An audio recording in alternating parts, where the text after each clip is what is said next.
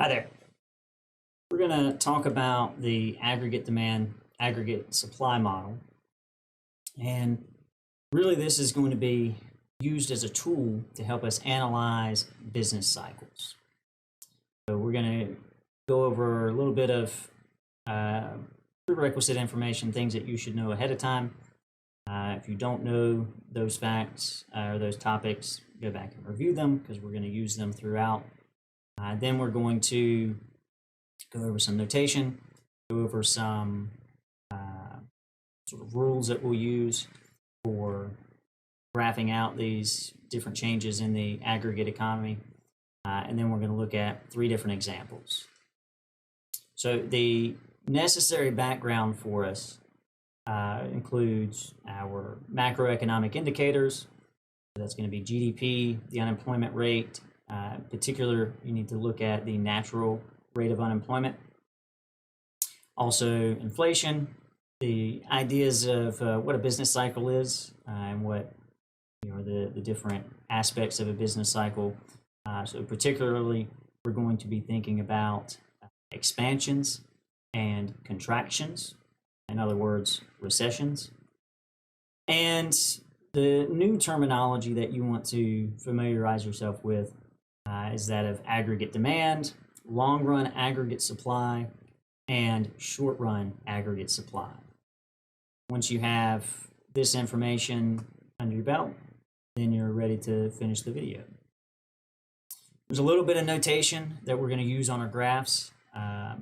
We're not going to use this whole equation for aggregate demand, but when we are thinking about different scenarios, much like if we were looking at a supply and demand model, it's necessary for us to understand how certain graphs or how certain curves can shift. And for the aggregate demand curve, it's these components. So if we've got a change in consumption spending or consumer spending, change in investment spending, government expenditures, or net exports, then we would see aggregate demand shift. Again, there's a discussion of how these different factors will shift aggregate demand, and that's something that you should become familiarized with. But for our purposes, we just need to recognize what these different terms are and what the notation will be. Also, we're going to use this notation of U for the actual unemployment rate, U star for the natural rate of unemployment, Y is going to be our actual output or just GDP. So this is the actual GDP at the time. And Y star is what we call full employment output. And if you'll remember, full employment isn't everybody being employed. It's when the actual unemployment rate is equal to the natural rate of unemployment. Now, when you're dealing with these aggregate demand, aggregate supply model questions, it's typically incredibly beneficial to graph out the problem. For each of these examples, we're going to go through these 5 steps. So the first thing that we would do is draw our economy in long-run equilibrium. So that's going to involve the aggregate demand and the long-run aggregate supply curve and the short-run aggregate supply curve. And this is an example of that economy in long-run equilibrium. And so you'll notice the vertical axis, that is our price level. The horizontal axis, that is output or real GDP. And long-run equilibrium means all 3 of these curves are intersecting, okay, at the same point. And so that's our long-run equilibrium. We'll label these as we move through the examples. But in long-run equilibrium, you'll see that actual output is the same as our full employment output, And we add this notation that reminds us at this point, the actual unemployment rate is equal to the natural rate of unemployment. Okay? That's what this notation is for. Okay. Now, we've got these next 4 steps that we'll take. We need to figure out which curve is affected and how it's going to shift. Then we're going to draw those shifts. We'll determine if we're at a short run or long run equilibrium. And then we're going to compare the new equilibriums. And we'll go through a loop, essentially. Once we get here at 5, we're going to compare this new equilibrium with the starting point. But then we'll ask ourselves, are we in a long run equilibrium now? And if we're no longer in long run equilibrium, then we're going to move back to this second curve, or the second point. And at this second point, we will do the process again. Is there another curve that's going to move? Is it going to react some way? How does it shift? We draw the shift. Is there another short run or long run equilibrium? And once we finally get back to a long run equilibrium, then we're done with that problem. Okay. And when we ask,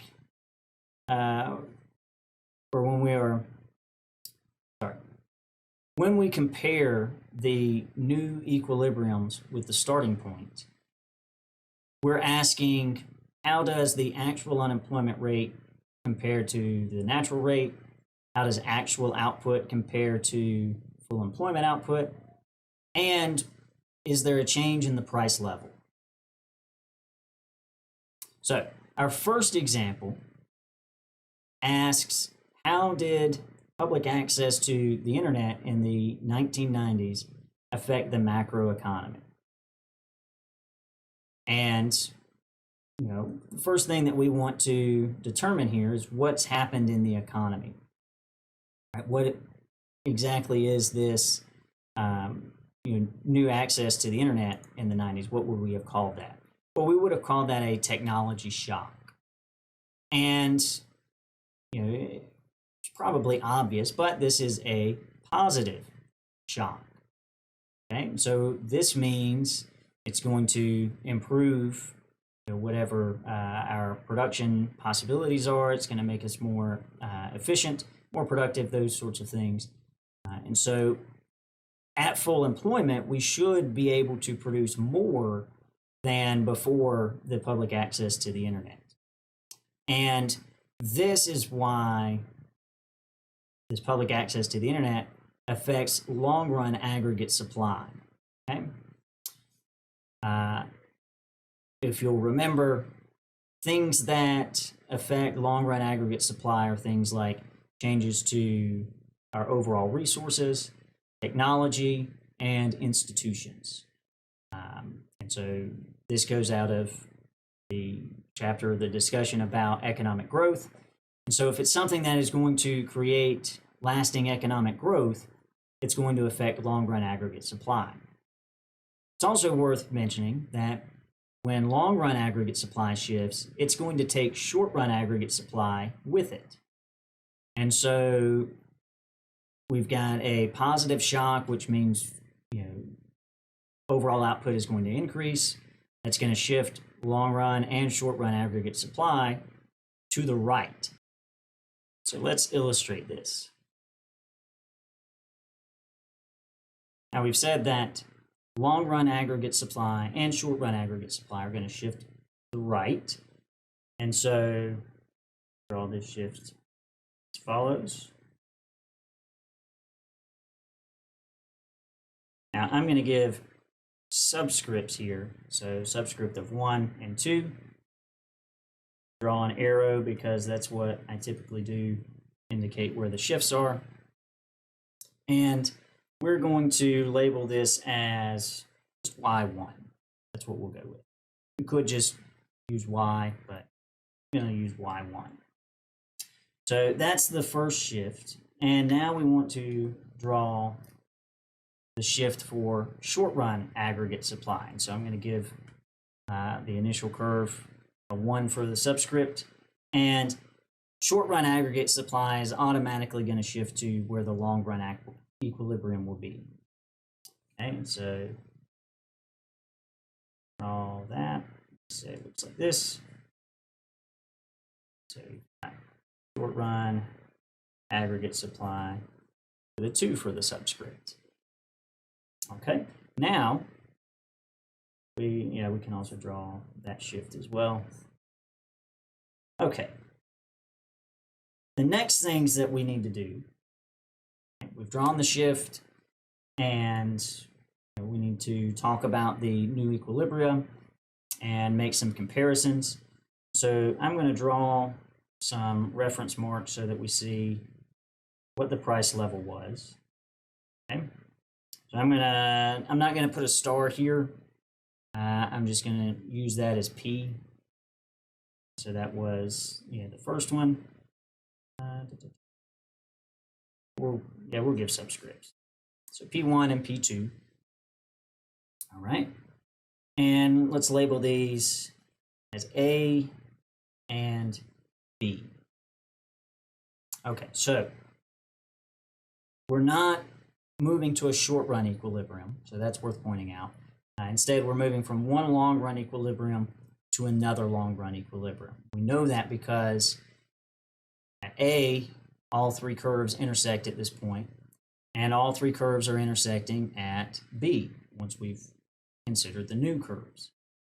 Right? So we move from A to B, and now we want to ask what happens to our macroeconomic indicators. Well, shift up, and we'll say from A to B. Okay. What do we notice about unemployment? Okay. Well,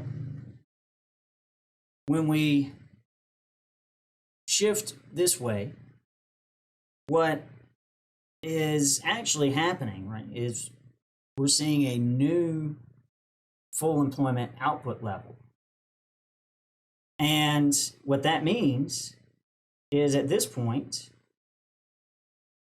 we still have that the natural rate of unemployment is equal to the actual unemployment. So U star and U are both equal to each other.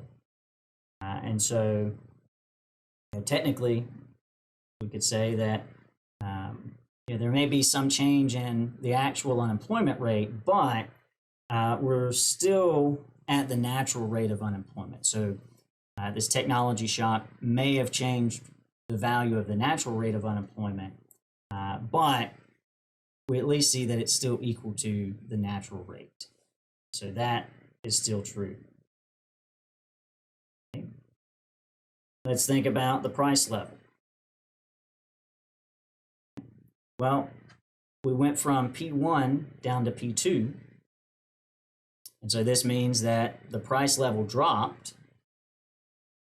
So the price level dropped, and when we have a decline in the price level, this means that we have deflation.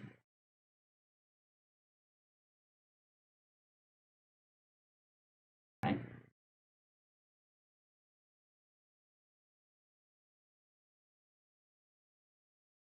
So the price level fell, and now we want to talk about GDP or output. Well, output is going to increase, clearly. And that's what we see here. We move from Y star up to Y1.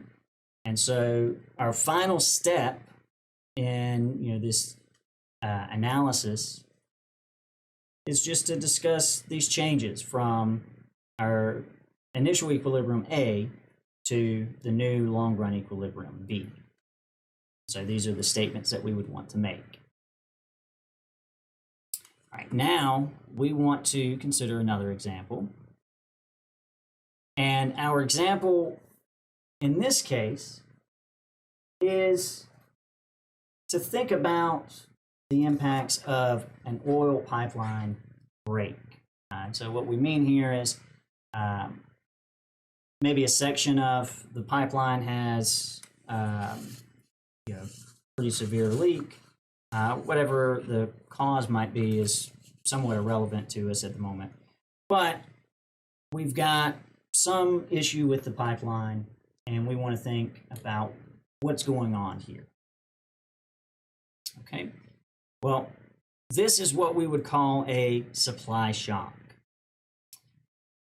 And we would call this a supply shock because we can fix the pipeline. All that's happening is firms' production costs are going to go up because now the price of oil is going to become more expensive, but only temporarily. Right? Once the pipeline is repaired, then those costs, all else equal, should return to where they were before the pipeline broke. And we would call this a supply shock because, again, it's a surprise event. It's not something that we anticipated. It's not a new policy that's been implemented that's caused this. This is very much something that took everybody by surprise. So when we have these supply shocks, if you'll notice from your notes, this is going to affect short-run aggregate supply. Now, we've got a negative supply shock. Price of oil, I said, is going to increase, which should increase the production costs for many, many firms, which means that we shouldn't be able to produce as much as we could before because now our costs are higher. And so we should see short-run aggregate supply shift left, or we would say decrease. So let's illustrate this on our graph. Now again, we've got our economy and long-run equilibrium, and this is our starting point, right? So draw this graph, put all these labels on it, and then we'll start thinking about the shifts that are going to occur. Okay? Well, we've already said that short-run aggregate supply is going to shift left. I'll make a note here. Short-run aggregate supply shifts left. Okay? And so let's put a subscript on first curve, and then we'll draw our new curve. Okay. Now we've got short-run aggregate supply initially shifts to the left, right? And after this shift, we move to this equilibrium. Well, this equilibrium is actually going to be a short-run equilibrium.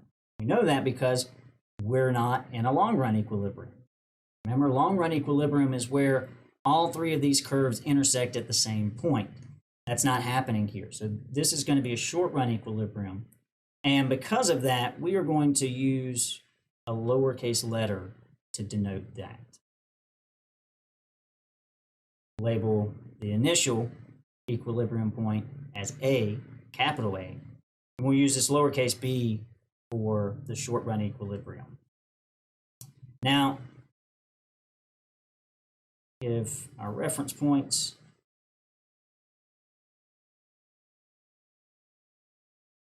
Label that P1, it's going to be P2, and we're going to label this Y1. Okay. Now, there's an interesting table in the slides for unemployment rate and business cycles and inflation. And it shows you this relationship between expansions, recessions, healthy economy, and it shows you how it shows you how the natural rate of unemployment will compare with the actual rate of unemployment, and the corresponding relationship between actual GDP and full employment GDP. Now, in this case, our starting point, I would say, is to compare the outputs, right? GDP. And so we see that GDP has decreased. Okay? So maybe we look at this comparison here. We're looking between moving at equilibrium A and B. And so we would see that GDP fell. Okay? This means that Y1 is less than Y star. It's always the case. If we're saying that output decreased, then it's got to be the case that actual output is less than full employment output. Okay? This is going to imply that we're in a recession. Okay?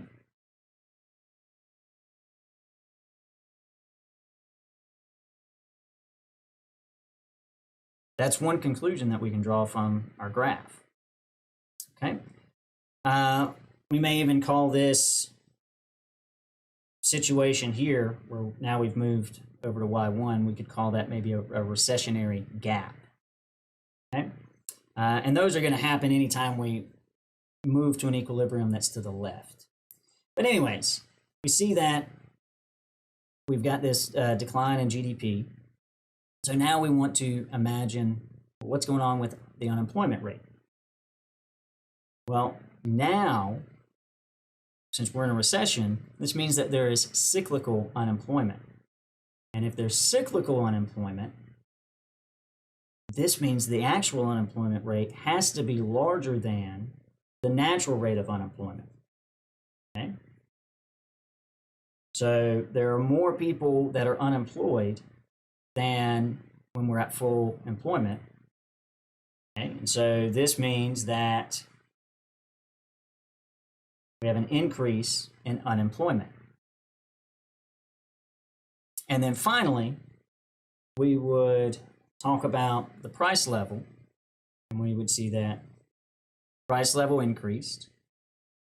We move from P1 up to P2. And when the price level increases, we say that this is inflation.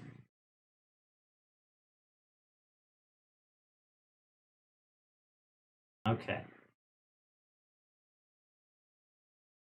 Now, this is not our end point, because we said we're in a short run equilibrium. Now, this means that something else has to shift. Well, the only curve that will shift or adjust, we might say, in the long run, whenever we're in a short run equilibrium, is short run aggregate supply. Okay? So we can have something that forces short run aggregate supply to move. But regardless of which curve moves, if we're in a short run equilibrium, we're going to need short run aggregate supply to shift and get us back to a long run equilibrium. And this will happen very simply after the pipeline is fixed. And once the pipeline is fixed, all else equal, we will move back. We'll move back to the original short run aggregate supply curve.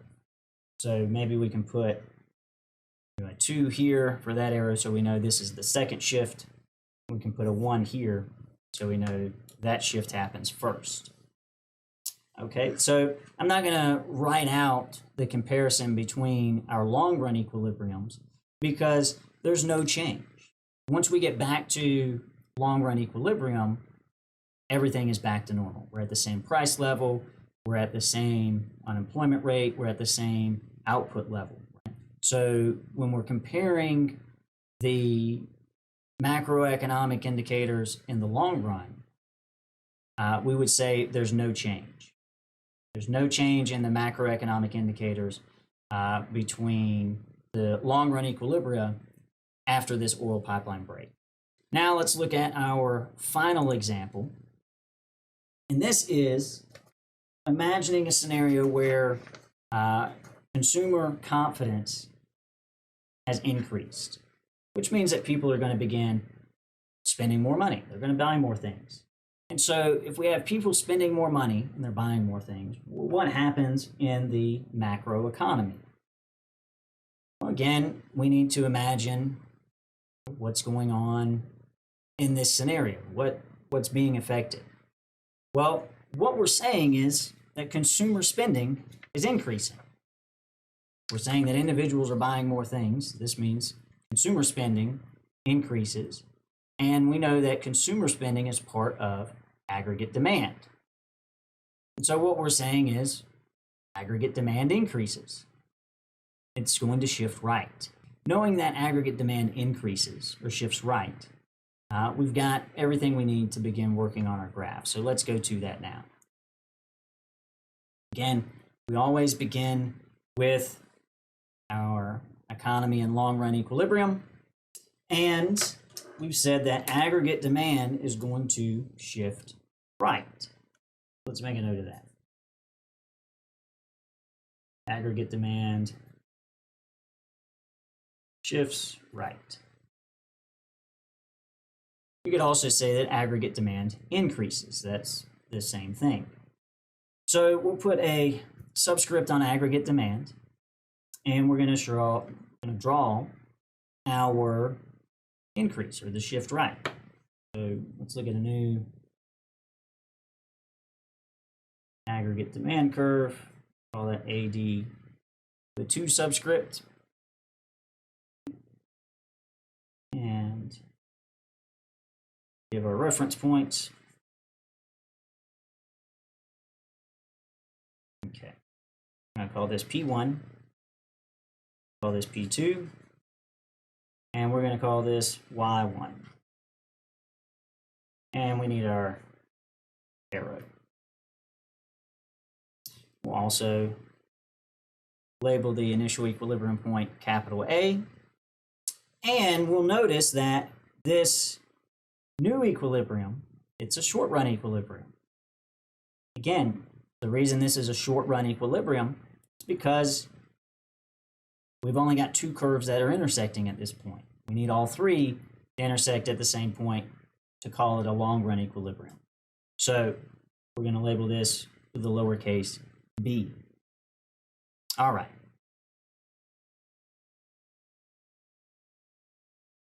We've got 2 equilibrium now, so we can go on to a comparison between these 2. Okay, so we'll look at A to B, right? And just enough of the graph that we can see what's going on. We see that GDP increased, right? So Y is GDP, and it increased, which tells us that Y1 is greater than Y star, or full employment output. Again, this is our indication that we are in an expansion. Okay. Now, we don't call this an expansionary gap. Instead, we call this an inflationary gap. And we'll see why in just a moment. But this at least gives us the indication that we are in an economy that is expanding. And when we're in a growing economy, that tells us that the actual unemployment rate, U, is going to be less than the natural rate. Okay? And the reason for this is we've got more people that are being employed than ordinary, and that gives us, we'll say, a negative value for our cyclical unemployment. But anyways, we see that the unemployment rate is now less than the natural rate, okay? And that means that we have a decrease in the unemployment rate. This is one of the things that we like. Okay, now we want to discuss the change in the price level. Okay, so we see again that price level increased from P1 up to P2. And so the price level increased, which means, and we have inflation. Okay, so we've got inflation already, but we've said that we're only in a short run equilibrium. And so we need something else to happen so that we get back to long run equilibrium. Okay, well, in the previous example, I already told you, the only thing that will just move on its own, right, that will naturally adjust in the long run is the short run aggregate supply curve. And so this means that we're going to see this shift in aggregate demand occur first, and we'll draw a 1 to indicate this is the first shift, but we need short run aggregate supply to shift now. We need to get back to a long run equilibrium. Well, the long run equilibrium that we can get to is here. And so we're going to have our short run aggregate supply curve decrease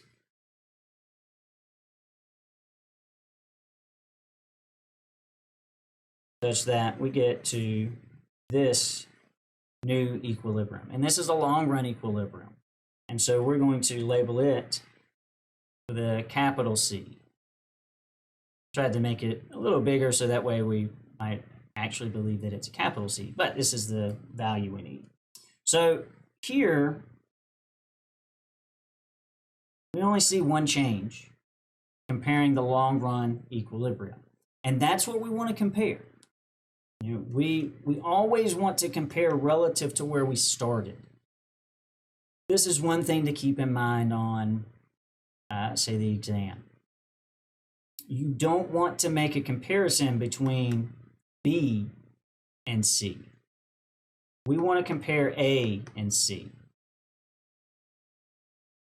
And the only thing that changes is inflation. The price level is higher relative to A. Output is the same. Unemployment is the same. The only thing we see happen is inflation. So this helps us understand why we might call this an inflationary gap. That's because in the long run, if there's nothing that affects the economy in any way, right, we just let the macroeconomy adjust on its own. In the long run, we're going to see inflation occur because of this increase in consumer spending. So that's how we would compare this last example. Again, first we compare A to B, our initial to the short run equilibrium, and then we compare the initial equilibrium to the new long run equilibrium.